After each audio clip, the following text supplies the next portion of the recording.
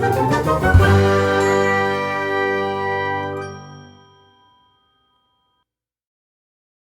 selamat siang semuanya. Thank you udah banyak yang join. Sesuai topik hari ini, jadi kita bakal live. Halo semuanya, halo yang baru gabung. Kita bakal live untuk ngebahas sesuatu yang penting banget buat beberapa orang yang ada di Indonesia khususnya, apalagi lagi pandemi kayak gini gitu kan. Halo. Halo semuanya, halo. Jadi karena kita udah banyak banget nih mengalami sesuatu yang nggak enak gitu kan, nggak enak selama pandemi ini. Ada yang lulusnya online dan lain-lain, kuliahnya juga online, nggak enak lah pokoknya. Nah, jadi hari ini kita bakal bahas beberapa hal tersebut gitu. Nah tapi buat kalian semua, kalian tulis pertanyaan terkait dengan topik hari ini. Oke, I will pin topik hari ini dulu ya.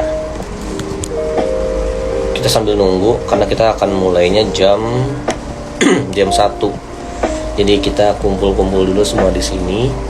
Halo semuanya yang baru hadir, yang baru join. Thank you untuk pada datang di live-nya gawe.id. Ini pertama kalinya gawe.id live untuk membahas sesuatu yang seperti ini, dan kedepannya akan ada live-live lain yang bahas tentang topik-topik terkait dengan pekerjaan, terkait dengan dunia sosial yang berhubungan dengan pekerjaan tentunya gitu. Oke, kita bakal tulis dulu tantangan terberat fresh. Aku izin nulis dulu ya guys ya.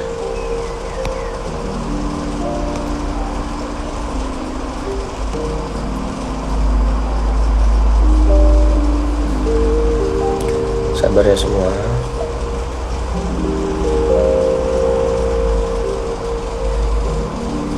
Oke. Oke, sambil nunggu jam 1 kita bakal mulai. Sambil menunggu kita akan membahas dulu nih tentang live pada siang hari ini.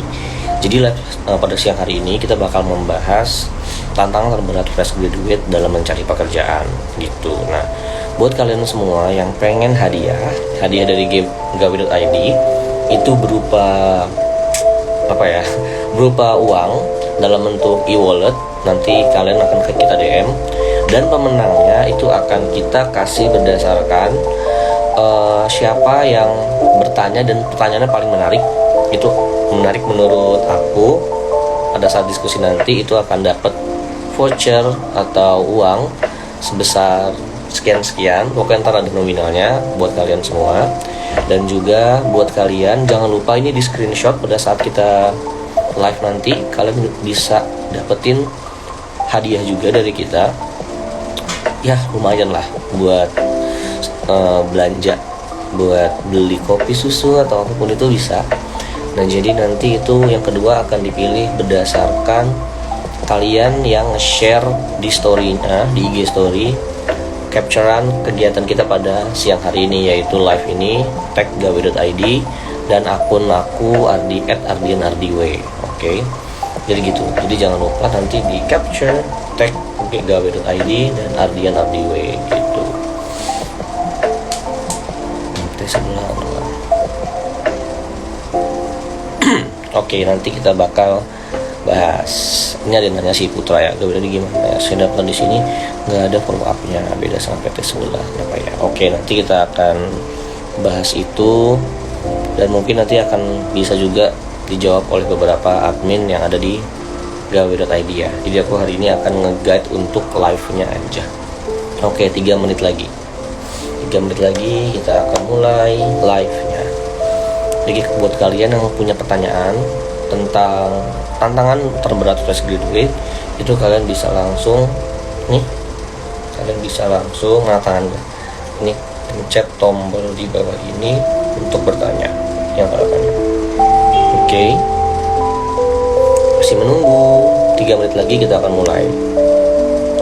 Nah jangan lupa nanti bisa sekarang di capture juga nggak apa-apa, kalian capture Lalu nanti kita akan cari postingan IG story mana, siapa yang menarik tuh, yang tag pokoknya tag @gawe.id dan tag @ardianardiw, itu akan mendapatkan hadiah juga dari kita gawe.id untuk kalian semua. Jadi ntar yang dapat hadiah itu bakal 2 orang. Yang pertama mention di story kalian, mention kita, capture-nya. Lalu yang kedua, nanya terbaik, nanya termenarik, nggak terbaik, nggak ada yang buruk dan menarik sebetulnya. Jadi pertanyaan yang paling menarik menurut aku gitu. Oke, can we just start? Kalau bisa kita mulai sekarang, aku akan mulai nggak nih? Yuk, 14 ngomong mulai. Kak, mau di screenshot nih, gaya dong. Udah pokoknya screenshot aja deh. Bebas, mau gaya apapun, mau lagi mangap, mau lagi minum, bebas screenshot aja. Oke. So 5 orang ngomong mulai, kita akan mulai nih. Kayak di TikTok itu ya, yang makan apa tuh, pedes cabai yang nggak makan itu. Oke. Jadi kita sambil nunggu. Kita bakal on time. Pokoknya harus jam 1. Karena prinsipnya membuat diri kita on time sejak dini ya guys. Jadi jam 1 ya jam 1. Tapi ini kita mulai duluan karena mulai. Oke, 1 orang ngomong mulai, 4 orang lagi ngomong mulai, kita akan makan. Oke. Ayo teman-teman kalian, jangan lupa kalian tag teman kalian 3 orang di sini untuk nonton live ini. Tag 3 orang. Ayo cepat tag teman-teman kalian supaya nonton ke sini. Mungkin ada kawan-kawan kalian yang belum bekerja atau ada yang belum memulai untuk mengeluarkan skill-skill terbaiknya dalam kuliah. Tag ke sini. Ini akan jadi warning. 1 menit lagi. Oke. Makasih lo udah diingetin lah, 1 menit lagi. Oke, 1 menit lagi kita akan mulai ya. Di tag kawan-kawannya kayak malah jadi kayak ini ya, kayak live di Shopee ya. Oke, kita mulai saja materi tentang sesuatu yang krusial banget. Oke. Selamat siang semuanya. Perkenalkan, nama saya Ardian @ardianardiw, akun Instagramnya. Itu kita akan di sini aku bakal bahas bersama gawe.id. Aku bakal bahas tentang sesuatu yang krusial banget, yaitu tentang tantangan terberatnya fresh graduate pada saat mencari pekerjaan. Karena saat ini nih kayak ketika orang tuh udah pada lulus, ya kan, pada wisuda tuh, terus kayak ngerasa, aduh lega banget nih, lega akhirnya selama 4 tahun atau lebih atau kurang gitu kan, kayak ngerasa akhirnya lulus juga gitu, kayak terus merasa bahwa semua perjuangan sudah mulai berkurang gitu. Padahal mereka nggak sadar, ternyata pada saat mereka wisuda atau lulus dan mendapat gelar sarjana, itu adalah titik awal di mana perjuangan baru dimulai gitu. Dan ini adalah titik terberatnya seseorang yang baru lulus, di mana mereka fresh graduate itu sebenarnya nggak mudah buat mendapatkan pekerjaan langsung gitu. Karena mereka ngerasa dirinya tuh udah ada di zona nyaman. Aduh, gue udah S1 nih, gue udah D3 nih, gue udah S2 nih, bla bla bla gitu kan. Jadinya mereka ngerasa akan aman-aman aja gitu. Padahal faktanya fresh graduate itu tantangannya banyak banget guys gitu. Jadi kalau misalnya kalian berusaha mencari pekerjaan, kalian akan banyak tantangan tuh di depannya. Kalau misalnya punya skill-skill yang belum cukup gitu. Nah, jadi tantangannya apa aja? Kalian sadar atau enggak, 4 tahun tuh udah ngabisin apa aja sih selama kuliah gitu, ya kan? Nah, coba kalian kalau di kepalanya itu banyak pertanyaan, coba tulis di kolom questions yang ada di bawah. Oke, I will just mention beberapa. Yang pertama itu ada belum punya pengalaman. Yang kedua itu gajinya tuh kayak ngerasa nggak sesuai nih gitu.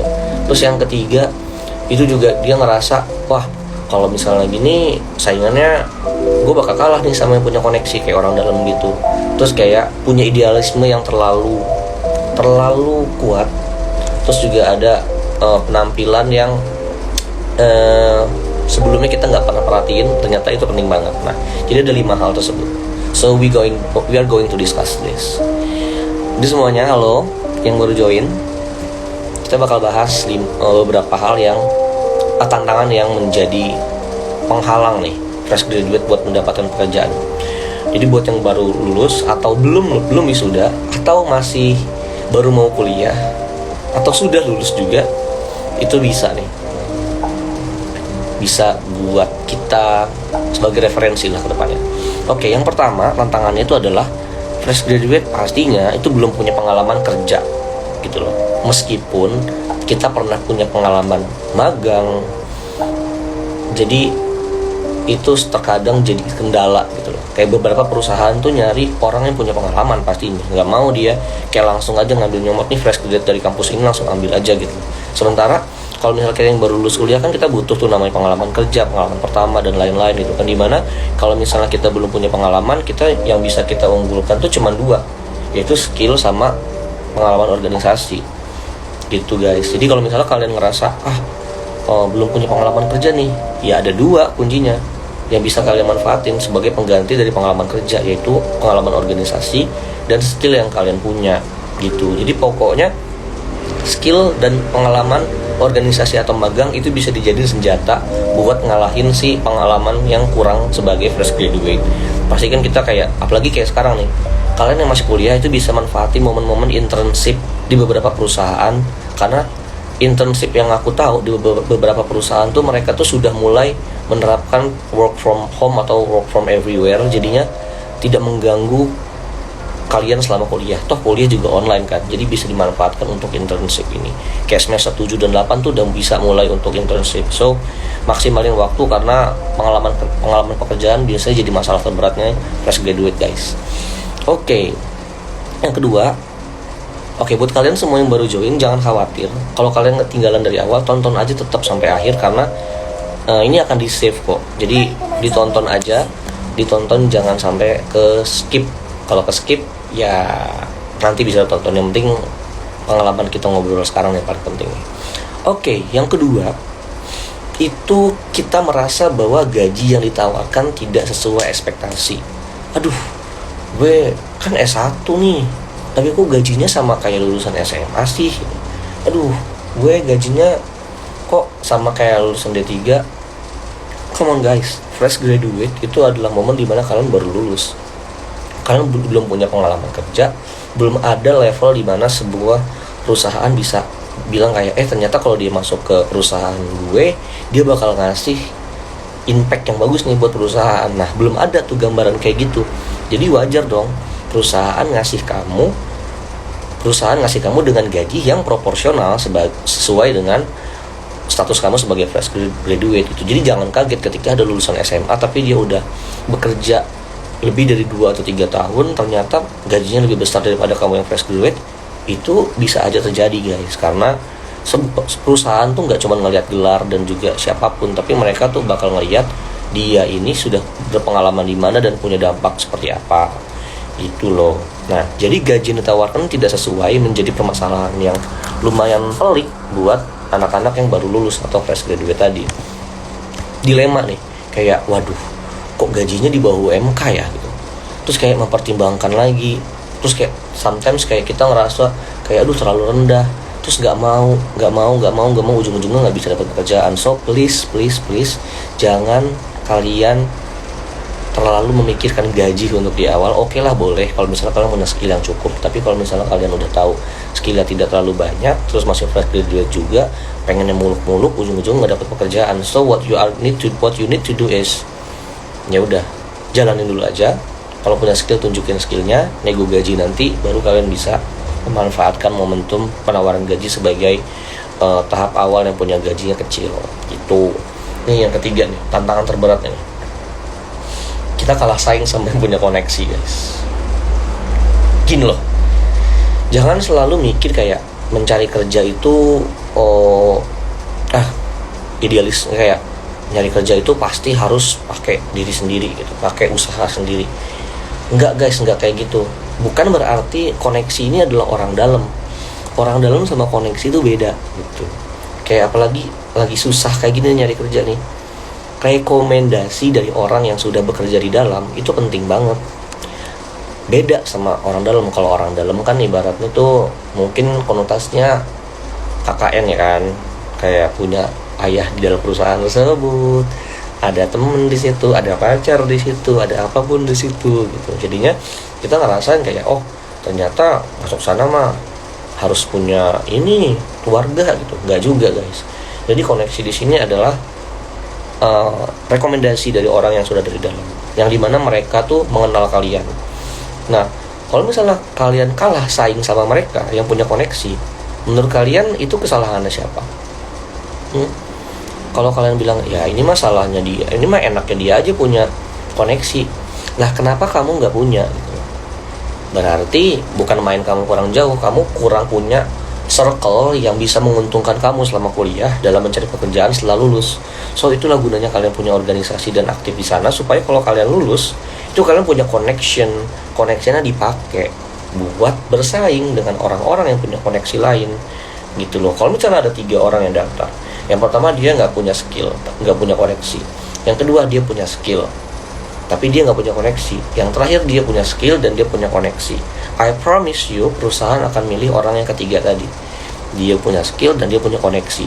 Koneksi tujuannya buat nyari tahu, oh background orang ini gimana sih, baik atau enggak, tukang maling atau enggak, apakah orangnya jujur atau tidak gitu loh. Jadinya itu penting banget. So kalau kalian tahu tantangan terbesarnya adalah connection, ya udah selama kuliah carilah koneksi sebanyak-banyaknya, mulai dekat dengan dosen, dekat dengan orang-orang pemangku kepentingan dalam sebuah organisasi yang bisa membawa kalian punya circle yang luas nantinya. So udahlah, jangan ngejulutin orang punya organisasi banyak lah. Kalau kalian sekarang udah tahu nih, ternyata koneksi itu bisa didapat dari organisasi dan juga kegiatan yang banyak selama di perkuliahan gitu.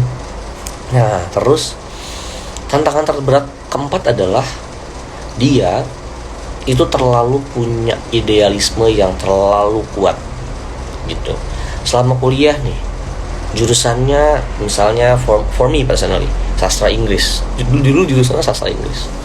Kalau ngikutin idealisme aku pribadi, aku bakal milih kayak I'm going to work as a translator atau sebagai diplomat, dubes atau apapun itu yang bekerja di multinational company yang sifatnya itu menggunakan sastra, ilmu sastranya. Gak akan pernah bisa, maksudnya bukan gak akan pernah bisa, gak akan pernah bisa langsung ke sana gitu loh. Prosesnya ada, dimana pada saat itu mungkin aku pribadi belum punya koneksi buat ke sana. So jadi mikirnya tuh, oh iya ya, ternyata ya udah idealismenya dikurangin dulu.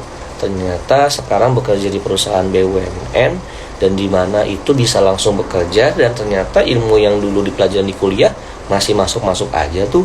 Walaupun di sastra Inggris we learn about hospitality, we learn about human, kita belajar tentang manusia dan juga ilmu keadaan sosial budayanya gitu. So I think that idealisme seperti itu bisa ditahan untuk mendapatkan karir yang sesuai dengan kebutuhan kita gitu. Jadi idealis boleh, tapi kalau terlalu idealis juga kita nggak bisa survive gitu. Apalagi kalau misalnya di sosial media nih, buat kalian mungkin ada konten kreator di sini juga, kita kan juga harus ngeliat kan di pasar tuh apakah bisa idealisme kita bertahan. Kalau misalnya kita yakin itu bisa bertahan, monggo lakukan. Tapi kalau ternyata oh pasar tidak mendukung ini gitu loh, you need to find another idealism gitu loh, yang dimana idealismenya cocok buat kita dan buat orang lain gitu loh. Kan nggak bisa tuh makan idealisme. So ya coba diturunkan dulu idealismenya, karena ini tantangan kalian. Bisa dibuat nggak rendah-rendah juga, you still keep your idealism, tapi ya disesuaikan lah pasar maunya apa. So ya it can be like that. Terus yang kelima, ini yang terakhir sebenarnya,